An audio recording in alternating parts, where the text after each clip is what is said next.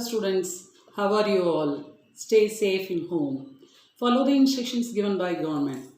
Now let us see the second chapter, sexual reproduction in flowering plants. Flower. What is a flower? It is a reproductive part of a plant. It develops after the completion of vegetative phase. Okay, what is floriculture? Branch of ornamental horticulture, mainly concerned with growing and marketing of ornamental flowers. Let us see parts of a flower. Already you studied in lower class. Four parts are there: sepals, petals, stamen, and pistil. Yes. Sepals are the outermost layer, together called calyx, corolla. That is the second word. It is made up of petals, colorful part. Third, androecium. It is the male reproductive part, that is stamen. Gynoecium, female reproductive part, pistil. Now we can see the functions of floral parts. Calyx. It is green in color. If it is green in color, it does photosynthesis. If it is colorful, attract insects for pollination. It gives protection to the flower in bud condition, smaller in size. Corolla. Mostly it is colorful and produces scent to attract pollinators. Sometimes it secretes nectar also at the base, and also it provides protection to the plant. Androecium produce microspores, that is pollen grains, male gametes. Fourth one, gynoecium, it produces megaspores, fruits and seeds. Now we can see male reproductive unit, that is stamen. You can see in the diagram also, it has two parts, filament and anther. Filament is a long, slender, tube-like structure. At the tip, there is a lobe that is only called anther. Anther is a bilobed terminal structure of anther. It is composed of two lobes. Those two lobes are separated by a tissue called connective tissue. Then each lobe consists of two theca, that is dithecus. They are separated by septum. Therefore, anther is a tetragonal structure, consists of four microsporangia, two in each lobe. Microsporangia develops further, then later it transferred to pollen grain. Mostly the microsporangium is circular and is surrounded by four walls, that is epidermis, endothecium, middle layer and tapetum. First three layers are protective in nature. Epidermis is the outermost layer, single layer of cell, protective in nature. Endothecium is the second layer with thick cells, help in dehiscence and protective in nature. Dehiscence means the anther dehisced or break, because of that the pollen grains are released. Then middle layer, that is the third layer, composed of 1 to 3 layer of cells, help in dehiscence and protective in nature. Tapetum is the fourth innermost layer of cell with dense cytoplasm and many nuclei.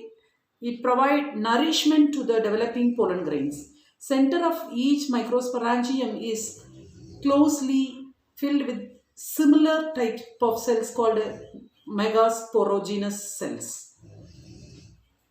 Microsporogenesis.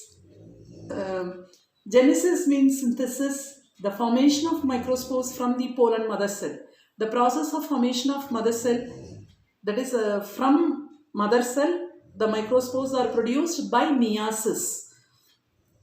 In a microsporangium, each sporogenous tissue acts as a potential pollen mother cell, that is PMC or microspore, or otherwise we can call microspore mother cell. Then PMC undergoes meiotic division to form a cluster of cells called tetrad.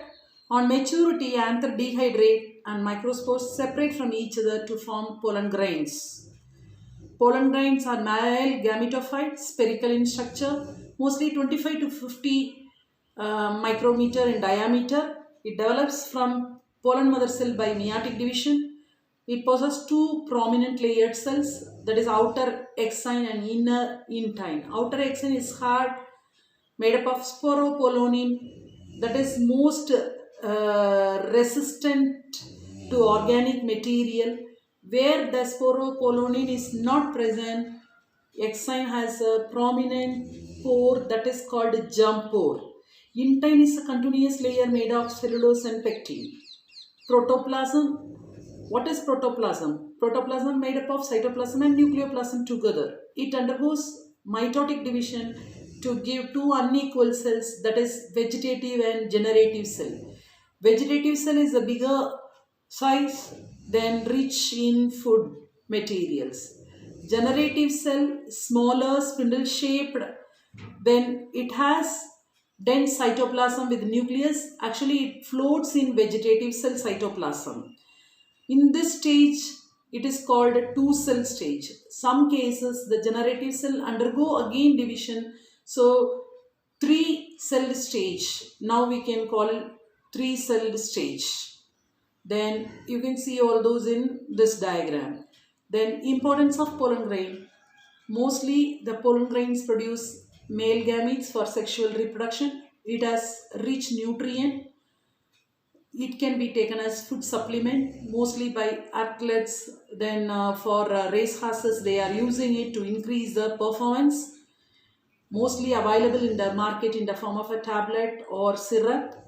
It can be stored in liquid nitrogen under minus 196 degrees Celsius. Just like a blood bank, seed bank is also available.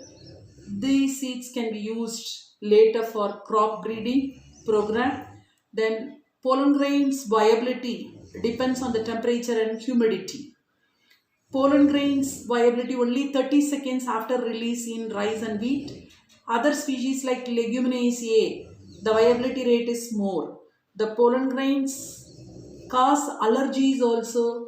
Mostly it affects respiratory organ, so it causes asthma, bronchitis. Example, Parthenium. Okay, thank you all. Let us see the next part in next session. Thank you.